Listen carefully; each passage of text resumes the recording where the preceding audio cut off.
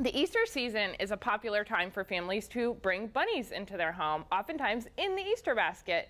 We want to help you decide if a bunny is really the right pet for your family. We're inviting folks through Saturday, April 19th to come to the shelter.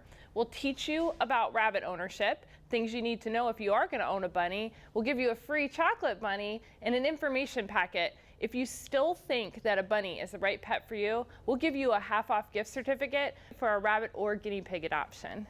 This is an important event for the shelter, first of all, because we want the public to know we have more than just cats and dogs available. We have rabbits, guinea pigs, and all kinds of small pets. We also want to make sure that when families are choosing a rabbit, they're making an informed choice and they have all the information they need to know if a rabbit is the right pet for their family. Rabbits can live 5 to 15 years, and adopting one is just like adopting a cat or a dog. It's bringing a new member into your family. Stop by the animal shelter. We're located at 4500 West Ox Road. We'd love to have you come for the event. Our telephone number is 703-830-1100, extension 2. And we're open Tuesdays through Friday, noon to 7 p.m., and Saturdays, 10 a.m. to 5 p.m.